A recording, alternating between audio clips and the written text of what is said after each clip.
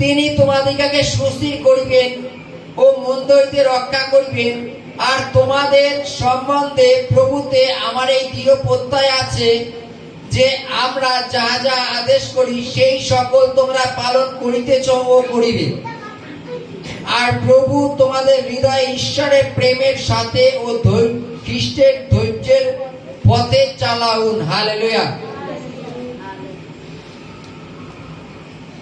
বাইবেলের লাইনে লেখা আছে সকলের বিশ্বাস নেই, কিন্তু প্রভু বিশ্বস্ত, আর তিনি তোমাকে সুস্থির করিবেন আর সমস্ত মন্দতা থেকে রক্ষা করবেন। হালেলুয়া।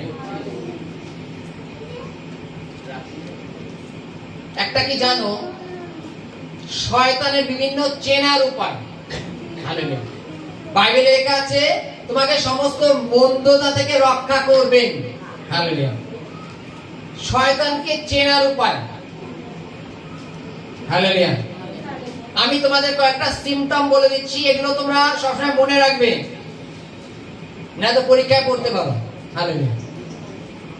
প্রথমত, যখন আমরা দেখেছি, যখন কোথাও দেখবা যে দুজনে মিলে মারামারি করে, দুটো বাচ্চা হোক, দুটো বড় হোক, দুটো ছেলে হোক, দুটো মেয়ে হোক, দুজনে মারামারি করছে, তখন আমরা কি বলি? ওই দেখ দুটো শয়তান মারামারি করছে, তাই তো নাকি? কি বলি? ওই দেখ দুটো শয়তান মারামারি করছে। এদের এত বলি, এরা শোনে না, বলি তো নাকি? হালেলুয়া। তাহলে মারামারি করার কাজ কার? শয়তানের। কিন্তু যদি যদি পরস্পরের মধ্যে প্রেম থাকে, তাহলে আমরা বলবো যে শয়তানের মধ্যে প্রেম দেখ, দেখ এদের মধ্যে কত সুন্দর প্রেম আছে, এদের মধ্যে ঈশ্বরের জ্ঞান আছে, যার জন্য এদের মধ্যে প্রেম আছে, তাই বলবো তো আমরা নাকি? বাইবেলে লেখা আছে ঈশ্বর আমাদের মনকে সুস্থির করবেন আর সমস্ত মন্দতা থেকে রক্ষা করবেন। হালেলুয়া। যারা যারা শোনেননি হাত তোলেন। হালেলুয়া। চলো সবাই শুনেছেন, চলো হালেলুয়া। বলছে শয়তানকে চেনার কিছু উপায়। যেমন মনে করো কোনো এক ব্যক্তিকে, তুমি হয়তো রাস্তা দিয়ে যাচ্ছ, চম করে কোনো এক ব্যক্তি চম করে এসে কোন একটা কথা নিয়ে তোমার উপরে খুব বিবাদ করছে। সবসময় মনে রাখবে যে বিবাদটা সে করছে না, তাকে কেউ করাচ্ছে, কোন মন্দ আত্মা তাকে চালিত করছে। এইবার মনে করো উদাহরণ আমি শঙ্করকে দিয়ে বলি, হ্যাঁ, শঙ্কর মনে করো সাইকেলে করে যাচ্ছে, কাজ করছে, মনে করো যেহেতু কাঠের কাজ করে, কাজ করছে, করতে করতে ওর যে লেবারটা আছে, লেবারটা কোন কারণবশত ঝম করে মনে করো রেগে গেল। রেগে যাওয়ার পরে শঙ্করকে হয়তো উল্টোপাল্টা গালাগালিও দিচ্ছে। শঙ্কর হয়তো দাঁতে দাঁত লাগায় চুপচাপ বসে রয়েছে, কন্ট্রোল। কারণ বাইবেলের কাছে ঈশ্বর আমাদের সুস্থির করেন। কিন্তু ও খানিকটা বললো, বলার পরে শঙ্কর যখন উত্তর দিচ্ছে না, ও মনে করছে চলো আমি যেগুলো বলছি সব সত্যি, এত চুপ কেন রয়েছে। এক, এইবার মনে করো শঙ্করের কিছু পাস্ট মালিকের সামনে তুলে ধরছে।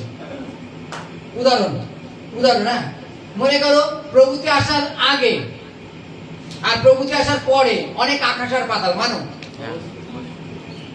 হালেলুয়া।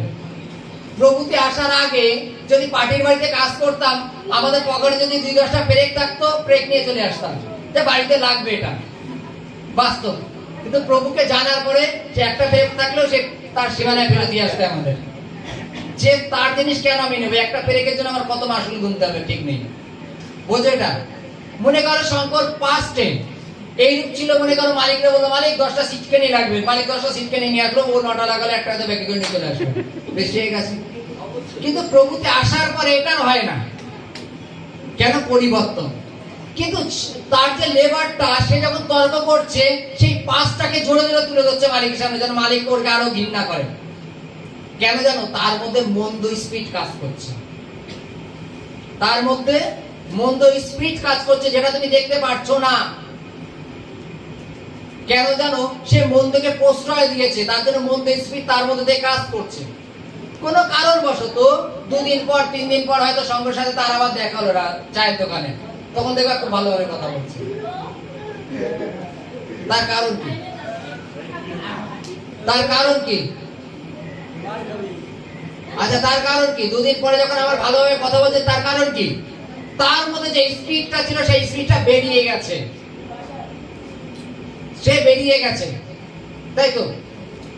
তার জন্য সে ভালো ব্যবহার করছে।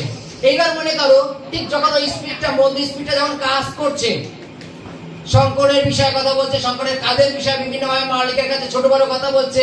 শঙ্কর যদিও তাকে একটা চর মারতো, হয়তো রাগের বসে একটা মারলো, দুটো মারলো, হয়তো কোনো কারণবশত ঠিক 10 মিনিট পরে সেই ছেলেটাই বলবে সরি, আমি ভুল বলছি, কি বলছিলাম আমার ব্রেনে ছিল না। সে নিজে স্বীকার করবে কি, যে এতক্ষণ আমি কি বলছিলাম, কি করছিলাম, আমার ব্রেনে ছিল না। ব্রেনে না থাকার কারণ কি জানো? মন্দ আত্মা তাকে চালাচ্ছিল। তুমি একটা চর মেরেছো, মন্দ আত্মা বেরিয়ে গেছে, আর সে তখন একটাই অভিযোগ, তুমি আমাকে চর মারলে কেন? কিন্তু এতক্ষণ যে মন্দ আত্মা কাজ করছিল এটা কেউ দেখবে না, মালিকও দেখবে না যে এতক্ষণ মন্দ আত্মা কাজ করছিল, কারণ মালিক তো চেনে না। যে প্রভুতে আছে সে চেনে মন্দ আত্মা কি।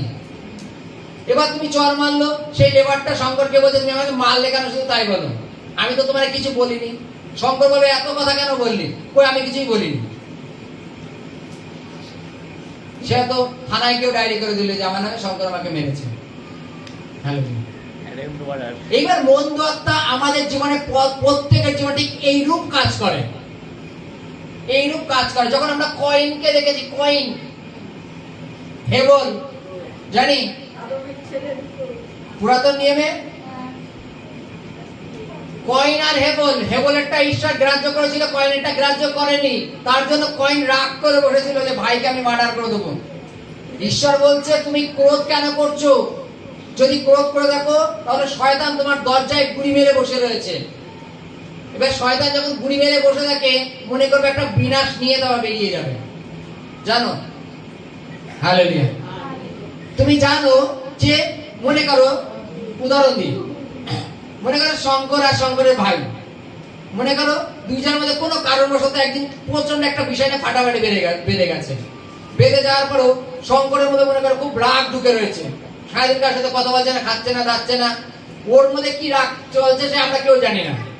ওর দাদা ভাই গন্ডগোল করে হয়তো ঘরে চলে গেছে, গিয়ে 2-1 ঘন্টা ঘর থেকে বেরোয়নি, তারপরে তো বেরিয়ে রাস্তায় এসে শঙ্কর হয়তো ঘরে থেকে লাঠি নিয়ে গেছে, এক মাথা বাড়ি দিয়ে মেরে দিল। কেন জানো? ওই যে এতক্ষণ যে বসেছিল, শয়তান ওর মধ্যে গুড়ি মেরে বসেছিল, জানো? আর এটাই আমরা প্রশ্রয় দিই। বাইবেলে বলছে যে তিনি আমাদের সুস্থির করবেন, ঈশ্বর আমাদের সুস্থির করবেন। কখন? যখন আমরা প্রভুতে থাকবো। বাইবেলে লেখা আছে সকলের বিশ্বাস নেই, কিন্তু প্রভু বিশ্বস্ত, তিনি আমাদের সুস্থির করবেন এবং মন্দ থেকে রক্ষা করবেন। ঈশ্বরীয় জ্ঞান আমাদের কি করে? ঈশ্বরীয় জ্ঞান আমাদের পাপের থেকে ফিরতে সাহায্য করে, মন্দতা থেকে ফিরতে সাহায্য করে। ঈশ্বরের জ্ঞান আমাদের আগে চলতে সাহায্য করে। যদি আমরা বলি যে ঈশ্বর কোন দিকটা আমাকে সুস্থির করছে, আমি তো বুঝলাম না তো। হালেলুয়া। ঈশ্বর কোন দিক থেকে আমাকে সুস্থির করছে আমি বুঝছি না। এই ঈশ্বরের সুস্থির বুঝতে গেলে তোমার প্রভুর সাথে লিঙ্ক করতে হবে, তোমাকে নিজেকে নম্র ভদ্র হতে হবে, উগ্র মেজাজ নিয়ে বোঝালে হবে না। বুঝেছি? Hallelujah, hallelujah.